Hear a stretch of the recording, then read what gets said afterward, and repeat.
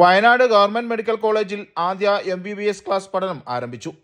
38 വിദ്യാർത്ഥികളാണ് medical college ആശുപത്രിയുടെ 5ാം നിലയിലെ ലെക്ചർ ഹാളിലിരുന്ന് ആദ്യ പാഠങ്ങൾ ചൊല്ലിയത്. വയനാട്ടിലെയും ഇതര ജില്ലകളിലെയും വിവിധ സംസ്ഥാനങ്ങളിൽ നിന്നുമുള്ള വിദ്യാർത്ഥികളാണ് പ്രവേശനം നേടിയത്. അവസാന അലോട്ട്മെന്റിൽ വിദ്യാർത്ഥികളുടെ എണ്ണം 50 ആകും. 41 പേർ ഇതിനകം പ്രവേശനം നേടിയിട്ടുണ്ട്. ലാബുകൾ ഉൾപ്പെടെ ആദ്യവർഷ വിദ്യാർത്ഥികൾക്ക് വേണ്ട എല്ലാ സൗകര്യങ്ങളും ഒരുക്കിയതായി vice principal doctor K Muhammad Ashraf പറഞ്ഞു. ജില്ലാ ആശുപത്രി മെഡിക്കൽ കോളേജായി ഉയർത്തി കോടികളുടെ വികസന പദ്ധതികളാണ് നടപ്പാക്കിയത്. 8 നിലയിൽ മൾട്ടിപർപ്പസ് കെട്ടിടം നിർമ്മിച്ചാണ് മെഡിക്കൽ കോളേജ് എന്ന സ്വപ്നത്തിലേക്ക് ചുവടുവെച്ചത്. കാത്ത് ലാബ്, വിവിധ വിഭാഗങ്ങളിൽ ആധുനിക ചികിത്സ, അത്യാഹിത വിഭാഗവും ഹൈടെക് ആക്കി. സ്പെഷ്യാലിറ്റി OPകൾക്ക് തുടക്കമിട്ടു. ഓപ്പറേഷൻ തിയേറ്ററുകൾ നവീകരിച്ചു. അപൂർവ ശസ്ത്രക്രിയകൾ നടത്തി.